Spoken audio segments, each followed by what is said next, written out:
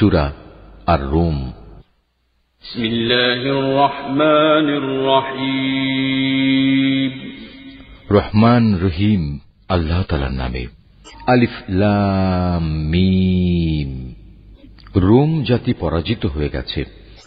ভূমণ্ডলের সবচাইতে নিচু অঞ্চলে সংঘটিত ঘটনা। এটা হচ্ছে আল্লাহ তাআলারই ওয়াদা। আল্লাহ তাআলা কখনো তার ওয়াদার বরখেলাফ করেন না, কিন্তু অধিকাংশ মানুষই তা জানে না।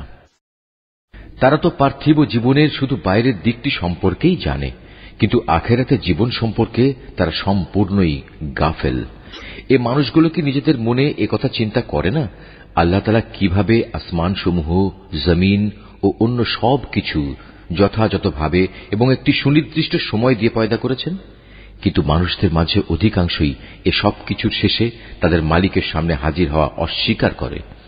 এরা কি আমার জমিনে ভ্রমণ করে না এবং তাদের আগের লোকদের পরিণাম প্রত্যক্ষ করে না? অথচ তারা শক্তিতে এদের চাইতে ছিল অনেক প্রবল। তারা এ জমিনেই অনেক চাষাবাদ করেছে। আজ এরা যেমন একে আবাদ করছে, তাদের চাইতে বরং তারা বেশি পরিমাণেই একে আবাদ করেছিল। অতঃপর তাদের কাছে তাদের রসুলরা সুস্পষ্ট নিদর্শন নিয়ে হাজির হয়েছিল, কিন্তু তারা রসুলদের মানতে অস্বীকার করায় আমার গজব আবাদ করা সেই শখের জমিন থেকে তাদের নিশ্চিহ্ন করে দিল। আল্লাহ তাআলা তাদের উপর গজব পাঠিয়ে কোনো জুলুম করেননি, বরং কুফরি করে তারা নিজেরাই নিজেদের উপর জুলুম করেছে। অতঃপর যারা মন্দ কাজ করেছে তাদের পরিণাম মন্দই হয়েছে, কেননা তারা আল্লাহ তাআলার আয়াতকে অস্বীকার করেছে। তা নিয়ে তারা ঠাট্টা বিদ্রূপ করেছে। আল্লাহ তাআলা নিজেই তার সৃষ্টিকে অস্তিত্ব দান করেন, আবার তিনি তাকে তার মূলের দিকে ফিরিয়ে নেন। অতঃপর তোমাদের তাঁর কাছেই ফিরে যেতে হবে। যেদিন কিয়ামত অনুষ্ঠিত হবে সেদিন এর ভয়াবহতা দেখে অপরাধী ব্যক্তিরা ভীত বিহ্বল হয়ে পড়বে। সেদিন তাদের শরীকদের কেউই তাদের জন্য সুপারিশ করার মতো থাকবে না, বরং তারা তাদের এ শরীক করার ঘটনাই তখন অস্বীকার করবে।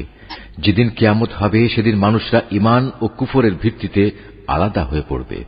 যারা আল্লাহর উপর ঈমান এনেছে এবং সাথে সাথে নেক কাজ করেছে তারা জান্নাতের বাগিচায় থাকবে। তাদের সেখানে প্রাচুর্যপূর্ণ মেহমানদারি করা হবে। অপরদিকে যারা কুফরি করেছে এবং আমার আয়াত অস্বীকার করেছে শেষ বিচারের দিন আমার সামনাসামনি হওয়ার ঘটনা, তাদের আযাবের সম্মুখীন করা হবে। অতএব দিবাশেষে যখন তোমরা সন্ধ্যা করো তখন আল্লাহ তাআলার মাহাত্ম্য ঘোষণা করো। যখন সকালবেলার মাধ্যমে দিনের শুরু করো তখনও। আসমান সমূহ ও জমিনের যাবতীয় প্রশংসা তো একমাত্র তাঁরই জন্যে। তাঁর মাহাত্ম্য ঘোষণা করো যখন তোমরা দিনের দ্বিতীয় প্রহর শুরু করো, আবার যখন দিনের তৃতীয় প্রহর শুরু করো তখনও, কেননা তিনি মৃত থেকে জীবন্ত কিছুর আবির্ভাব ঘটান। একইভাবে জীবন্ত কিছু থেকে মৃতকে বের করে আনেন। তিনি সেই সত্তা যিনি এ জমিনকে তার নির্জীব অবস্থার পর পুনরায় জীবন দান করেন। ঠিক এভাবেই তোমাদের আবার পুনরুত্থিত করা হবে। আল্লাহ তাআলার কুদরতের নিদর্শন সমূহের মধ্যে একটি নিদর্শন এই যে শুরুতে তিনি তোমাদের মাটি থেকে পয়দা করেছেন, অতঃপর তোমরা মানুষ হিসেবে জমিনে সর্বত্র ছড়িয়ে পড়লে। তার কুদরতের নিদর্শন সমূহের মাঝে এও একটি যে তিনি তোমাদের জন্য তোমাদের মধ্যে থেকে তোমাদের সঙ্গী সঙ্গিনীদের বানিয়েছেন, যাতে করে তোমরা তাদের কাছে সুখ শান্তি লাভ করতে পারো। উপরন্তু তিনি তোমাদের মাঝে ভালোবাসা ও পারস্পরিক সৌহার্দ্য সৃষ্টি করে দিয়েছেন। অবশ্যই এর মাঝে চিন্তাশীল সম্প্রদায়ের জন্য অনেক নিদর্শন রয়েছে। আকাশমালা ও জমিনের সৃষ্টি, তোমাদের পারস্পরিক ভাষা ও বর্ণ বৈচিত্র্য নিঃসন্দেহে তার কুদরতের নিদর্শন সমূহের মাঝে এক একটি বড় নিদর্শন। অবশ্যই জ্ঞানবান মানুষদের জন্য এতে অনেক নিদর্শন রয়েছে। তোমাদের রাত ও দিনের ঘুম, তোমাদের তাঁর দেয়া রিজেক তালাশ করাও তার কুদরতের নিদর্শন সমূহের অন্তর্ভুক্ত একটি। অবশ্য এ সব কিছুর মাঝে যে জাতি আল্লাহর কথা শোনে তাদের জন্য অনেক নিদর্শন রয়েছে। তার কুদরতের নিদর্শন সমূহের মাঝে এও একটি যে তিনি তোমাদের বিদ্যুৎ ও তার আলো দেখান, ভয়ে এবং আশা সঞ্চারের মাঝ দিয়ে তা প্রতিভাত হয়। তিনি আসমান থেকে পানি বর্ষণ করেন, অতঃপর তা দিয়ে জমিন একবার নির্জীব হয়ে যাওয়ার পর তাকে পুনরায় জীবন দান করেন। অবশ্য এতেও বোধশক্তি সম্পন্ন জাতির জন্য আল্লাহকে চেনার অনেক নিদর্শন রয়েছে। তার নিদর্শনসমূহের মাঝে এও একটি যে তার আদেশেই আসমান জমিন নিজ নিজ অবস্থানের উপর দাঁড়িয়ে আছে। তোমরা মাটির ভেতরে চলে গেলে অতঃপর যখন তিনি তোমাদের সে মাটির ভেতর থেকে বেরিয়ে আসার জন্য ডাক দেবেন, তখন সে ডাক শোনা মাত্রই তোমরা উঠে আসবে। এ আকাশমালা ও জমিনে যেখানে যা কিছু আছে তা তো একান্তভাবে তাঁর জন্যই, সব কিছু তাঁর আদেশেরই অনুগত। তিনি সেই মহান সত্তা যিনি গোটা সৃষ্টি জগৎকে প্রথমবার পয়দা করেন, অতঃপর কিয়ামতের দিন তাকে আবার আবর্তিত করবেন। সৃষ্টির প্রক্রিয়ায় সে কাজটি তার জন্য খুবই সহজ, কেননা আসমানসমূহ ও জমিনে সর্বোচ্চ মর্যাদা তো তাঁর জন্যই নির্ধারিত, এবং তিনি মহাপরাক্রমশালী, প্রজ্ঞাময়। হে মানুষরা, আল্লাহ তাআলা তোমাদের বোঝার জন্য তোমাদের নিত্যদিনের ঘটনা থেকে উদাহরণ পেশ করছেন। সে উদাহরণটির জিজ্ঞাসা হচ্ছে, আমি তোমাদের যে রিজিক দান করেছি তা কি তোমাদের অধিকারভুক্ত দাস দাসেরা সমভাবে অংশীদার? এমন অংশীদার যাতে করে তোমরা এবং তারা সমান হয়ে যেতে পারো। বলতে পারো, তোমরা কি তাদের ব্যাপারে ততটুকু ভয় করো যতটুকু ভয় নিজেদের ব্যাপারে করো? বস্তুত এভাবেই আমি বোধ শক্তি সম্পন্ন সম্প্রদায়ের জন্য আমার কথাগুলো খুলে খুলে বর্ণনা করি। কিন্তু যারা সীমা লঙ্ঘনকারী তারা অজ্ঞানতাবশত নিজেদের খেয়াল খুশির অনুসরণ করে রেখেছে। সুতরাং আল্লাহ তাআলা যাকে গোমরা করে রেখেছেন তাকে কে হেদায়েতের পথ দেখাতে পারে? এমন সব লোকদের কোনো সাহায্যকারীও নেই। অতএব হে নবী, তুমি নিষ্ঠার সাথে নিজেকে সঠিক দ্বীনের উপর কায়েম রাখো। আল্লাহ তাআলার প্রকৃতির উপর নিজেকে দাঁড় করাও, যার উপর তিনি মানুষকে পয়দা করেছেন। মনে রেখো, আল্লাহর সৃষ্টির মাঝে কোনো রদ বদল নেই। এ হচ্ছে সহজ সরল জীবন বিধান, কিন্তু অধিকাংশ মানুষই তা জানে না।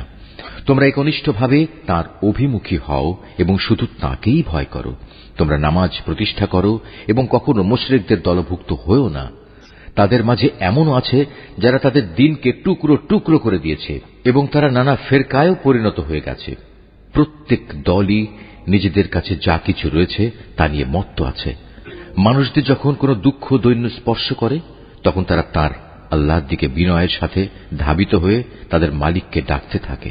অতঃপর যখন তিনি তাদের তার দয়া নিয়ামতের স্বাদ উপভোগ করান তখন সাথে সাথে তাদের একদল লোক তাদের মালিকের সাথে অন্যদের শরীক করতে শুরু করে। উদ্দেশ্য হচ্ছে, যা কিছু অনুগ্রহ আমি তাদের দান করেছি তার প্রতি যেন অকৃতজ্ঞতাজনিত আচরণ করতে পারে। সুতরাং তোমরা ভোগ করে নাও, অতঃপর অচিরেই তোমরা তোমাদের কুফরির ফলাফল জানতে পারবে। কিংবা আমি কি তাদের উপর এমন কোন দলিল প্রমাণ পাঠিয়েছি যে যে শিরক এরা করে চলেছে তা তাদের এ ধরনের কোন আদেশ দেয়? আমি যখন মানুষদের অনুগ্রহের স্বাদ আস্বাদন করাই তখন তারা তাতে ভীষণ খুশি হয়, আবার যখন তাদেরই কাজের কারণে তাদের উপর কোনো মুসিবত পতিত হয় তখন তারা সাথে সাথেই নিরাশ হয়ে পড়ে। এরা কি এ বিষয়টি নিয়ে ভেবে দেখেনি? আল্লাহ তাআলা যার জন্য চান তার রিজিক প্রসারিত করে দেন, আবার যাকে চান তাকে কম করে দেন। নিঃসন্দেহে যারা ঈমানদার জাতি, এতে তাদের জন্য অনেক নিদর্শন রয়েছে। অতএব হে ঈমানদার ব্যক্তি, তুমি আত্মীয় স্বজনকে তার অধিকার আদায় করে দাও। অভাবগ্রস্ত মুসাফিরদেরও নিজ নিজ পাওনা বুঝিয়ে দাও। এ বিষয়টি তাদের জন্য ভালো যারা একমাত্র আল্লাহ তাআলার সন্তুষ্টি কামনা করে, আর সত্যিকার অর্থে এরাই হবে সফল কাম। যা কিছু ধন সম্পদ তোমরা সুদের উপর দাও তা তো এজন্যই দাও যেন তা অন্য মানুষদের মালের সাথে সামিল হয়ে বৃদ্ধি পায়। আল্লাহ তাআলার দৃষ্টিতে তা কিন্তু মোটেই বাড়ে না। অপরদিকে যে যাকাত তোমরা দান করো তা যেহেতু একান্তভাবে আল্লাহ তাআলাকে সন্তুষ্ট করার উদ্দেশ্যে দান করো, তাই বরং বৃদ্ধি পায়। জেনে রেখো, এরাই হচ্ছে সেসব লোক যারা যাকাতের মাধ্যমে আল্লাহর দরবারে নিজেদের সম্পদ বহুগুণে বাড়িয়ে নেয়।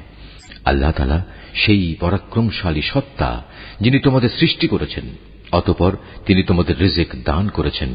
তিনিই আবার তোমাদের মৃত্যু দেবেন, অতঃপর কিয়ামতের দিন তিনি তোমাদের আবার জীবন দেবেন। তোমরা যাদের আল্লাহর সাথে শরীক করে নিয়েছ তাদের কেউ কি এমন আছে যে এর কোনো একটি কাজও করতে পারবে? মূলত তারা আল্লাহর সাথে যাদের শরীক বানায়, আল্লাহ তাআলা তা থেকে অনেক পবিত্র, অনেক মহান। মানুষের কৃতকর্মের দরুন জলে স্থলে সর্বত্র আজ বিপর্যয় ছড়িয়ে পড়েছে। মূলত আল্লাহ তাআলা তাদের কতিপয় কাজকর্মের জন্য তাদের শাস্তির স্বাদ আস্বাদন করাতে চান, যাতে করে তারা সেসব কাজ থেকে ফিরে আসে। হে নবী, তুমি বলো, তোমরা আল্লাহর জমিনে ভ্রমণ করো এবং যারা আগে এখানে মজুদ ছিল আল্লাহ তাআলাকে অস্বীকার করায় তাদের কি পরিণতি হয়েছিল তা অবলোকন করো। মূলত তাদের অধিকাংশ লোকই ছিল মুশরিক।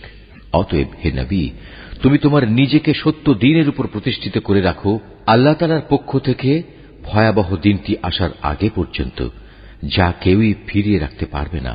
আর সেদিন যখন আসবে তখন মোমেন ও কাফের সবাই আলাদা হয়ে যাবে। যে ব্যক্তি আল্লাহ তাআলাকে অস্বীকার করল তার এক কুফরি আযাব হিসেবে তার উপরই এসে পড়বে। অপরদিকে যে ব্যক্তি নেক আমল করল তারাই যেন এর মাধ্যমে নিজেদের জন্য সুখ সজ্জা রচনা করল।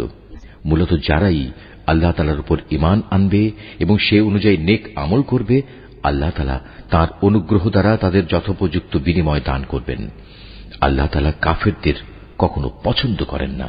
তার মহান কুদরতের নিদর্শন সমূহের মাঝে এও একটি যে তিনি তোমাদের কাছে বৃষ্টির সুসংবাদবাহী বাতাস প্রেরণ করেন, যাতে করে তিনি তোমাদের তার অনুগ্রহের স্বাদ আস্বাদন করাতে পারেন। উপরন্তু তার আদেশে সমুদ্রে জলযানগুলো যেন চলতে পারে এবং তোমরাও এর মাধ্যমে তার কাছ থেকে রিজিক তালাশ করতে পারো, এবং আশা করা যায় তোমরা এ সব কিছুর জন্য তার কৃতজ্ঞতা জ্ঞাপন করবে। হে রাসূল, আমি তোমার আগে আরো রাসূল তাদের জাতির কাছে পাঠিয়েছিলাম।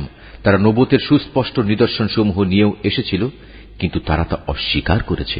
অতঃপর যারা অপরাধ করেছে আমি তাদের কাছ থেকে মর্মান্তিক প্রতিশোধ গ্রহণ করেছি, কেননা তাদের মোকাবেলায় ঈমানদারদের সাহায্য করা ছিল আমার উপর কর্তব্য। আল্লাহ তাআলা সেই মহান সত্তা যিনি তোমাদের জন্য বায়ু প্রেরণ করেন, অতঃপর তা একসময় মেঘমালা সঞ্চালিত করে। তারপর তিনি যেভাবে চান তাকে আসমানে ছড়িয়ে দেন, তাকে টুকরো টুকরো করেন। এক পর্যায়ে তুমি দেখতে পাও তার ভিতর থেকে বৃষ্টিকণা বেরিয়ে আসছে। তিনি তাঁর বান্দাদের মধ্যে থেকে যাকেই চান তার ওপরেই তা পৌঁছে দেন। তখন তারা এটা দেখে ভীষণ হর্ষোৎফুল্ল হয়ে যায়, অথচ এরাই একটু আগে তাদের উপর বৃষ্টি নাজিলের ব্যাপারে সম্পূর্ণ নিরাশ ছিল। তাকিয়ে দেখো আল্লাহ তাআলার অফুরন্ত রহমতের প্রভাবের দিকে, কিভাবে তিনি জমিনকে একবার মরে যাওয়ার পর পুনরায় শ্যামল ও জীবন্ত করে তোলেন। অবশ্যই আল্লাহ তাআলা এভাবে কিয়ামতের দিন সব মৃতকে জীবন দান করবেন, কেননা তিনি সর্ববিষয়ের উপর একক ক্ষমতাবান। যদি আমি কখনো এমন বায়ু পাঠাতে শুরু করি যার ফলে মানুষ ফসলকে হলুদ রঙের দেখতে পায়, তখন অবশ্যই তারা আমার অকৃতজ্ঞতা জ্ঞাপন করতে শুরু করে। হে নবী, মৃতকে তো তুমি তোমার কথা শোনাতে পারবে না, না পারবে বধিরকে তোমার ডাক শোনাতে, বিশেষ করে যখন ওরা তোমাকে দেখেই মুখ ফিরিয়ে নেয়।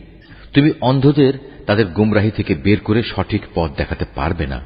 তুমি তো কেবল এমন লোকদেরই আমার কথা শোনাতে পারবে যে আমার আয়াতসমূহের উপর ঈমান আনে, কেননা এরাই হচ্ছে নিবেদিত মুসলমান। আল্লাহ তাআলাই হচ্ছেন সেই মহান সত্তা যিনি তোমাদের দুর্বল করে পয়দা করেছেন, অতঃপর তিনি এ দুর্বলতার পর দেহে শক্তি সৃষ্টি করেছেন। আবার তিনি এ শক্তির পর পুনরায় দুর্বলতা ও বার্ধক্য সৃষ্টি করেছেন। বস্তুত তিনি যা ইচ্ছা তাই সৃষ্টি করেন এবং তিনি সর্বোচ্চ ক্ষমতাবান ও সর্বজ্ঞ। যেদিন কিয়ামত কায়েম হবে সেদিন অপরাধী ব্যক্তিরা কসম খেয়ে বলবে, তারা তো কবরে মুহূর্তকালের বেশি অবস্থান করেনি। আসলে এরা এভাবেই সত্য বিমুখ থেকেছে এবং দাঁড়ে দাঁড়ে ঠোকর খেয়েছে। কিন্তু সেসব লোক যাদের যথার্থ জ্ঞান ও ঈমান দেয়া হয়েছে তারা বলবে, না, তোমরা তো আল্লাহ তাআলার হিসাব মতো কবরের পুনরুত্থান দিবস পর্যন্তই অবস্থান করে এসেছ, আর আজকের দিনই হচ্ছে সেই প্রতিশ্রুত পুনরুত্থান দিবস। কিন্তু তোমরা এই দিনটাকে সঠিক বলে জানতে না। সেদিন জালেমদের ওজর আপত্তি তাদের কোনোই উপকারে আসবে না, না তাদের আল্লাহ তাআলা সন্তুষ্টি লাভের সুযোগ দেয়া হবে। হে নবী, আমি মানুষদের বোঝানোর জন্য এ কোরআনে সব ধরনের উদাহরণই পেশ করেছি।